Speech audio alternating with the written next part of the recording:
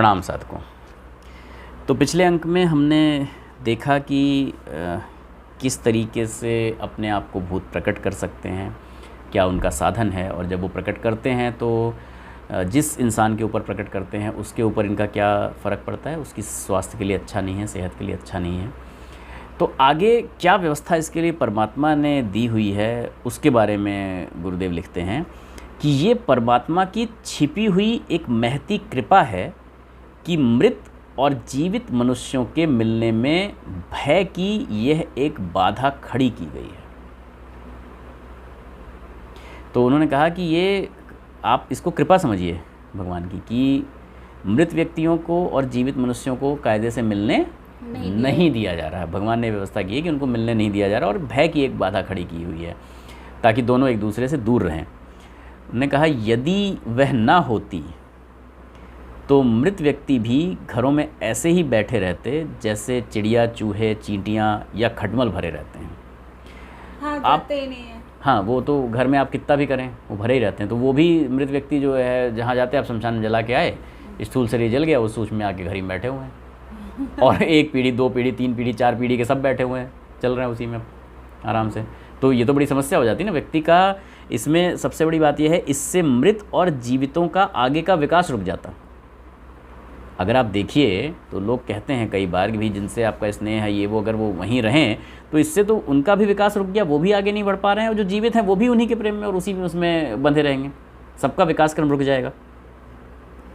और मोह बंधनों में जकड़े हुए जहाँ के तहाँ पड़े रहते, कोई आगे बढ़ता ही नहीं, सब एक दूसरे से वहीं बैठ के रोते। आप सोचिए आपकी 4-5 पीढ़ी पीछे के सब बैठे हुए हैं वहीं, है ही नहीं कोई जो ही नहीं। हाँ, तो कोई जा ही नहीं रहा। मतलब अगर आप स्थूल सूक्ष्म सबको देख सकते होते, सबसे बातें कर सकते होते, तो फिर मतलब फ़र्क ही क्या रह गया। मतलब आदमी कहता है ना भाई अगर मृत्यु नहीं है तो फिर सब दिखें, कोई क्या फ़र्क पड़ रहा है? फ़र्क पड़ेगा, जीवन का विकास क्रम रुक जाएगा। बड़ा अच्छा एक वो दृष्टांत इस पर मैं देता हूँ कि आप देखिए प्रभु ने कुछ चीज़ों की बड़ी अच्छी व्यवस्था की है। जैसे अनाज में कीड़े पैदा कर दिए, मरने के बाद देह में दुर्गंध पैदा कर दी। अगर ये दोनों चीज़ें ना होती तो लोग अनाज का भी वैसे ही संग्रह करते जैसे सोने चांदी और आभूषण का करते हैं, भर भर के रख लेते हैं अपने घरों में। लेकिन अब आपको पता है कि अगर आपने 1 महीने से ज़्यादा का आटा पिसवा के रख लिया तो उसमें कीड़े पड़ जाएंगे या जाली पड़ जाएगी या कुछ। उसी तरीके से अगर आपने चावल, गेहूँ या अन्य और सामान भी एक ज़रूरत से ज़्यादा अपने रख लिए तो फिर वो ख़राब हो जाएंगे, ख़राब हो जाएंगे। मृत देह के साथ भी इसीलिए दुर्गंध पैदा कर दी गई, वरना कभी कोई अपने प्रियजनों की देह को जलाता ही नहीं, लिए बैठे रहते, देह लेके ही बैठे रहते कि अरे कोई बात नहीं, चलेगा तो क्या, वो देह तो है। अगर व्यवस्था नहीं की गई होती, प्रिजर्व करके रखे रहते। कई धर्मों में तो इस तरह की व्यवस्था है भी। आप मिस्र में देखिए, वो ये मानते थे कि उनके यहाँ ये मानना है कि जब ऐसा प्रलय का ये या जो जिसको कयामत का दिन कहते हैं, ऐसा कोई दिन आएगा तो ये सब आत्माएं वापस अपने शरीर में प्रवेश कर जाएंगी और जीवित हो जाएंगे। तो वो उनका वो मम्मी बना के रखते थे, हाँ, लेप करके, और उनके साथ में प्रॉपर पानी और उस तरह की चीज़ें जो भी उनको पसंद होती थी वो चीज़ें भी रखते थे कि जब ये जीवित होंगे तो इनको इनकी चीज़ें मिलें। अब आप समझिए कितना वो है कि जबकि ऐसा कुछ है ही नहीं। तो जब जहाँ अज्ञान है या इस तरह की चीज़ें हैं तो वहाँ पर फिर इस तरह की चीज़ें क्रिएट हो जाती हैं कि भाई दुर्गंध पैदा कर दी, लेकिन हम ऐसा लेप बना के रख देंगे कि शरीर सुरक्षित रखेंगे, रखे हुए बना के। एक्चुअली मुझे लगता है कि इस तरीके से तो सिचुएशन रियली बहुत ख़राब हो जाती। लोग जैसे अपने घर में गुड्डे गुड़िया और वो सजा के रखते हैं, वैसे अपने घर शरीर रखे रहते।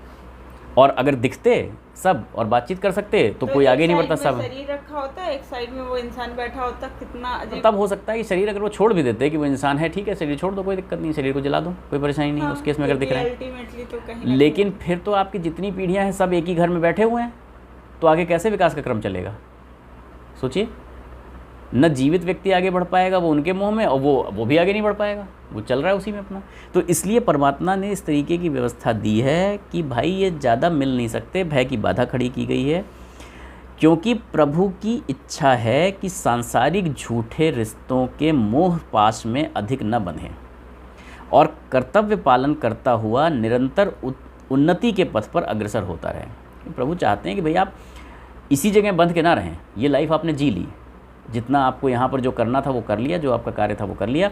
अब आप इससे सीख कर आगे बढ़ें, जो उसका मतलब दंड विधान है, जैसा मानसिक में है आपका, सब पीछे के अंकों में हम देख चुके हैं, वो भोग कर अब आप सीख कर आगे बढ़ें कि भाई यहाँ पर ये चीज़ अच्छा हुआ या नहीं हुआ और इसको मैं आगे सही करूँगा, राइट।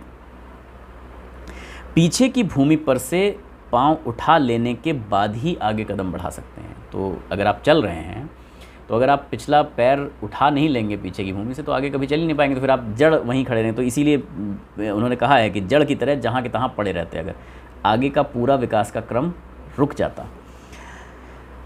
भूत के पांव उल्टे होते हैं, इस कहावत का तात्पर्य यह है कि वह आगे के लिए नए संबंध स्थापित करने की अपेक्षा प्राचीन संबंधियों के मोह जाल में बंधकर पीछे की ओर लौट रहा है। तो जो पिछले अंक में हमने डिस्कस किया था कि जो लोग कहते हैं भूत के पांव उल्टे होते हैं, तो वो ऐसा नहीं है कि एड़ी पंजा आगे पीछे हो जाता है बाकी लोगों की से विपरीत, लेकिन उसका तात्पर्य ये है कि वो आगे बढ़ने के बजाय पीछे लौट रहा है, उल्टा भाग रहा है।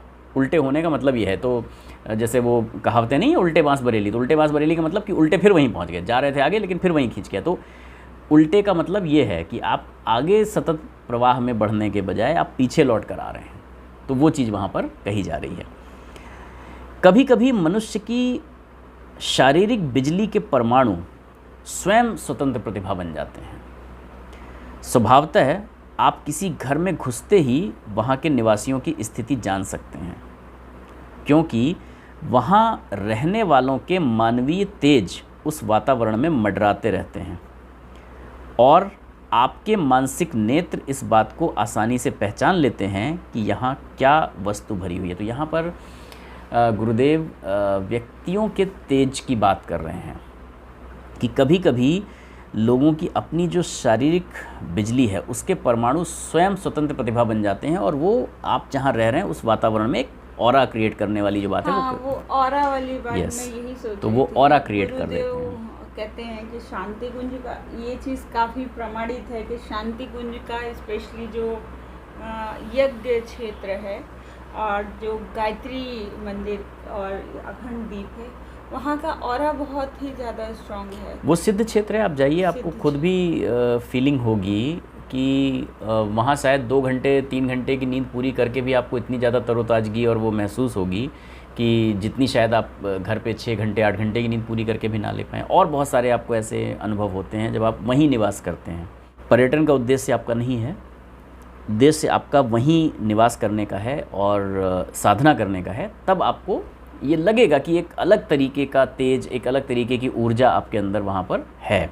तो इसी तरीके से उन्होंने कहा कि कभी कभी किसी के घर में घुसते ही आपको ऐसा लगता है कि यहाँ की स्थिति हम जान सकते हैं, क्योंकि वहाँ के निवासियों के तेज उस वातावरण में मंडराते रहते हैं, उनके परमाणु शरीर से बाहर निकल कर विचरण कर रहे हैं और आपके मानसिक नेत्र समझ लेते हैं। तो आप उनकी स्थिति, मन स्थिति और उनकी जो स्वाभाविक स्थिति है उसको आप समझ पाते हैं कि यहाँ क्या वस्ती, आपके मानसिक नेत्र समझ पाते हैं कि मतलब ये किस तरह के लोग हैं। तो आपको कभी कभी होता है ना कि यार मैं किसी के घर में गया बट मुझे जाके फिर बहुत अच्छा नहीं लगा, मैंने सोचा था कि मैं 1 घंटे 1.5 घंटे रुकूंगा, लेकिन मैं 15 मिनट में ही मैंने कहा कि नहीं यार चलना चाहिए। या इसका उल्टा भी हो सकता है कि कहीं पर मैं सोच के गया था कि मैं सिर्फ 5-10 मिनट अपनी बात कहूँगा, चलाऊँगा, लेकिन कब 1.5 घंटे 2 घंटे बीत गए पता ही नहीं चला। तो दोनों तरीके की स्थितियाँ हो सकती हैं। जिन स्थानों पर कोई भयंकर कार्य हुए हों वहाँ मुद्दतों तक वैसा ही वातावरण बना रहता है। हाँ, ये चीज़ मतलब मैंने सुना है, negative energy positive energy type की ना। तो अग्निकांड, भ्रूण हत्या, कालादि ऐसे दुष्कर्म हैं जिनके कारण उस स्थान के ईंट पत्थर भी मूक वेदना से सिसकते रहते हैं। तो कई ऐसे स्थान हो सकते हैं, जैसे एक एग्जांपल हो सकता है जलियांवाला बाग हत्याकांड की। इतना ज़बरदस्त वहाँ पर वो था कि मतलब लोग कहते हैं कि आज भी आप जाइए तो ऐसा लगता है कि यार कितना यहाँ पर वो रहा होगा, मतलब पीपल कैन फील, लोग उसको फील कर सकते हैं। आई थिंक वहाँ पे अभी भी लोग शाम के बाद से जाना पसंद नहीं करते हैं, थोड़ा सा स्कैरी कंडीशन हो जाती है वहाँ पे। हाँ, तो मैंने कहा ना कि उस जगह की ऊर्जा, उस जगह की नेगेटिविटी, नेगेटिव एनर्जी इतनी हो गई है, सालों से भी है। तो वही गुरुदेव कह रहे हैं कि उस जगह के ईंट पत्थर भी मूक वेदना से सिसकते रहते हैं। तो वो जब जो जाएगा तो आपके मानसिक नेत्र उस चीज़ को पढ़ लेते हैं कि यहाँ पर क्या हुआ है, क्या चीज़ हुई है। आपको तो खैर पता भी है, बट एक ऐसा प्राणी भी है जिसको नहीं पता है, उसको भी फील होगा। हाँ, जो जौहर वाले प्लेसेस हैं उनके बारे में भी यही सेम चीज़ कहानी है बिल्कुल कि बिल्कुल। राजस्थान में ऐसे कई सारे प्लेसेस हैं जहाँ जौहर की घटना हुई थी। हाँ, और वो इतने सालों बाद भी लगभग उसी कंडीशन में है कि वहाँ रात में रुकना पॉसिबल। वो स्थिति आपको इवन शमशान में भी फील नहीं होगी। हाँ। क्योंकि शमशान में तो अपनी लाइफ Correct, पूरी हाँ। कर लिए लोगों को लाकर जलाया जाता है जो वो हैं, बट वहाँ तो किसी मानसिक वेदना में लोगों ने प्राण त्यागे ना। जौहर कोई किसी ने खुशी से तो किया नहीं। जलियांवाला बाग हत्याकांड में तो निर्दोषों को बिना उसके मार दिया गया। तो ऐसी जगह की उन्होंने कहा कि ईंट पत्थर भी सिसकते रहते हैं, तो हमें आपको तो पता है कि वहाँ पर क्या हुआ था। लेकिन अगर एक ऐसे इंसान को भी ले जाएं जिसको उस जगह के इतिहास के बारे में, मतलब ऐसे बहुत सारे कंट्रीज़ हैं वर्ल्ड में जहाँ पे लोगों को नहीं पता होगा, नहीं पता होता। अगर एक आप उस इंसान को भी ले जाके खड़ा कर दें जिसको ना पता हो, उसको भी लगने लगेगा यार यहाँ सही नहीं लग रहा है, चलो यहाँ से, मतलब अच्छा नहीं लग रहा, कुछ मन ख़राब हो रहा है या वैसा कुछ, उसको भी फील होगा। मतलब होता है वो एनर्जी में वो परमाणु रहते हैं। ये गुरुदेव इसको प्रमाणित कर रहे हैं कि इसमें सच्चाई है। सताए हुए प्राणी की व्यथा साकार बन जाती है और जागृत या स्वप्न अवस्था में वहाँ के निवासियों को डराती है। तो जिसको सताकर इस तरीके से मारा गया, जैसे वहाँ कहते हैं जर्मनी में हिटलर ने गैस चैम्बर में बंद करके लोगों को मार दिया था, तो वहाँ सता कर मारा गया, मतलब मारा तो गया ही है प्लस सता के तड़पा के मारा गया है। तो वो व्यथा साकार बन जाती है। तो वो जागृत अवस्था में या स्वप्न की अवस्था में वहाँ के आसपास रहने वाले और आसपास के लोगों को डरा सकती है। कई मकानों को भुतहा समझा जाता है। ऐसा होता है ना, गाँवों में तो बहुत इस तरीके का होता है कि भाई ये जगह भुतहा है, ये ऐसा है वैसा है, तो भुतहा समझा जाता है। वहाँ रहने वालों को भूत दिखाई देते हैं, उन लोगों को दिखाई, मतलब वो ऐसा बताते हैं कि भाई मैंने देखा, ऐसा किया। ऐसे स्थानों पर किसी के अत्यंत हर्ष, द्वेष, क्रोध, दुख या ममता की साकार प्रतिमाएं ही प्रायः अधिक पाई जाती हैं। तो जहाँ पर ऐसा है, जिन स्थानों को भुतहा समझा जा रहा है या जहाँ लोग कह रहे हैं कि मुझे दिखाई देते हैं, मतलब एक भ्रम की स्थिति अलग है। बहुत जगहों पर तो ऐसी कहानियाँ हमने पिछले अंक में देखा कि भ्रम है, बट भ्रम के अलावा वास्तव में अगर कहीं ऐसा है तो ऐसे स्थानों पे आप देखेंगे कि या तो किसी को कोई बहुत अत्यंत हर्ष था तो वो दिखाना चाह रहा है और किसी कालक्रम में आगे नहीं बढ़ पा रहा, या द्वेष है तो द्वेष की वजह से बदला लेना चाहेगा, क्रोध है तो क्रोध की वजह से लेना चाहेगा, या कोई दुख है अपना बहुत, वो दुख प्रकट करना चाहता है, या किसी से बहुत ज़्यादा ममता है, मोह है। ऐसी साकार प्रतिमाएं ही वहाँ पर आपको देखने को मिलेंगी। मतलब कुछ कारण होगा, बिना कारण के कोई नहीं दिखेगा, प्रकट नहीं होगा। क्योंकि वास्तविक भूत कोलाहल से कुछ दूर और एकांत स्थानों में ही रहना अधिक पसंद करते हैं। तो ये ऐसा गुरुदेव ने पिछले अंक में भी कहा था कि वास्तव में वो अपनी वेदना को छुपाए एक तरफ पड़े रहते हैं, वो खुद नहीं आते, कहीं जाहिर नहीं करते हैं, वो खुद ही। टॉपिक है। हाँ तो वास्तव में तो वो खुद ही नहीं आना चाहते। तो ऐसे वाले ये वो वाले हैं जो किसी से बहुत प्रेम कर रहे हैं, बहुत खुशी का कुछ प्रकट करना चाह रहे हैं, किसी पे क्रोध, द्वेष, दुख प्रकट करना चाह रहे हैं या अपनी ममता प्रकट करना चाह रहे हैं, तभी वो यहाँ पर दिखाई देते हैं। अदरवाइज़ वो प्रकट नहीं करते अपने आप को और एकांत में पड़े रहते हैं। छोटी श्रेणी के भूत केवल मानसिक आघात पहुंचा सकते हैं, शारीरिक कुछ नहीं। मतलब जैसे दिखाई दे गए या कुछ हो गया तो आदमी को खराब लग रहा है या कुछ हुआ, ऐसा बस उतना तक में है कि भूतों का भी अलग अलग पोटेंशियल होता है। शक्ति अलग अलग तरीके की है। तो छोटी श्रेणी के जो भूत हैं वो ज़्यादा कुछ नहीं कर सकते। मानसिक आघात, जैसे डरा दिया किसी को, है ना, बीमार कर देना, ये उनके वश की बात है। कि जैसे वही ना, स्थूल से परमाणु खींच लिए, तो जैसा आपने पिछले अंक में देखा कि अगर आप देखेंगे तो उसका शरीर हल्का हो जाएगा, बीपी बढ़ जाएगा, टेम्परेचर अप या डाउन हो जाएगा, तो वो बुखार चढ़ गया, इस तरह की चीज़ें हो गई, तो वो पता चलेगा आपको। ये उनके वश की बात है। निर्बल शक्ति होने के कारण वे ना तो अपना स्वरूप प्रकट कर सकते हैं, दिखेंगे नहीं, दिख नहीं सकते ज़्यादा, वे ना तो अपना स्वरूप प्रकट कर सकते हैं और ना ही किसी की अधिक क्षति कर सकते हैं। वो प्रकट भी नहीं कर सकते और ज़्यादा नुकसान भी नहीं पहुंचा सकते। सपने में आके डरा दिए, बस। अब वो आदमी उतने से ही डर गया, उतने से भी डर गया और वो खुश हो गया। एक्चुअली आदमी भी थोड़ा सा अपना निर्बल ही होना चाहिए, वो भी निर्बल होना चाहिए, बिल्कुल। क्योंकि बहुत अगर उससे सख्त है तो फिर उसे डर नहीं लगेगा। हाँ, गुरुदेव ये कहते हैं, हाँ छोटे बच्चों पर इनका आघात प्रहार हो सकता है, जैसा आपने कहा ना कि निर्बल, क्योंकि वो भी अभी वो है, निर्बल है। गांव में या फिर अपने अभी भी बड़े बूढ़े लोग इसीलिए जनरली जो है एक्स्ट्रा प्रिकॉशन रखते हैं न्यूबॉर्न बेबीज के साथ। हाँ, बच्चों के साथ थोड़ा रखना चाहिए, वो ठीक गुरुदेव कह भी रहे हैं। दुर्वासनाओं का बाहुल्य रहने के कारण ये दूसरों के साथ बुराई ही कर सकते हैं। तो मतलब क्योंकि भूत बने क्यों हैं, दुर्वासनाओं और ऐसी लिप्साओं के रहते थे। हाँ, तो अच्छा कुछ करेंगे इसकी तो संभावना मतलब ना के बराबर ही आप उसको समझिए, बुराई ही कर सकते हैं, भलाई नहीं। मध्यम श्रेणी के भूत जो अधिक बलवान और आतुर होते हैं, तो दूसरी श्रेणी आई जो इनसे थोड़ा ज़्यादा पावर है जिनके पास में, वे अपने नाना प्रकार के रूप धारण कर प्रकट हो सकते हैं। ये थोड़ा सा ज़्यादा बलवान है तो ये रूप धारण कर सकते हैं, वही स्थूल परमाणुओं से खींच लिया, अलग अलग प्रकार के रूप धारण करके प्रकट हो सकते हैं। वस्तुओं को इधर से उधर उठाकर ला और ले जा सकते हैं। आप जो एक जीवित मनुष्य से जो उनके परमाणु ले लिए हैं, तो इस वजह से वो कोई चीज़ इधर से उठा के रख दी, कुछ चीज़ें उठा बिठा। हाँ, तो छूने की पावर आ गई ना, वही छूने की शक्ति आ गई, तो फिर वो एक चीज़ को उठा के इधर से उधर रख दिया। तो उससे भी आदमी डर सकता है कि यार मैं तो था नहीं, यहाँ पे कोई आया नहीं, किसने उठा के रख दिया, किसी ने उठा के इधर से उधर रख दिया, क्या ऐसा हो गया है ना, तो वो हो सकता है। बहुत लिमिटेड है, तो मतलब इतना ज़्यादा बहुत ना, ये इनमें से कुछ भी फ्रीक्वेंट नहीं है, इनमें से कुछ भी फ्रीक्वेंट नहीं है। ये सब रेयरेस्ट ऑफ रेयर मामले आप मान सकते हैं कि बहुत ही रेयर इस तरह की चीज़ें हो सकती हैं। बट जो भी उनमें जो सच्चाई है गुरुदेव वो बताने का प्रयास कर रहे हैं कि हाँ, इन चीज़ों से पूरा एकदम एक एक चीज़ क्लियर करते हैं कि जो जरा सा भी हो सकता है जिनमें सच्चाई, वो बता रहे हैं। वो पहले ही गुरुदेव ने प्रकट कर दिया कि मतलब 99% केसेस में भ्रम के भूत ही होते हैं, असली नहीं दिखाई देते किसी को।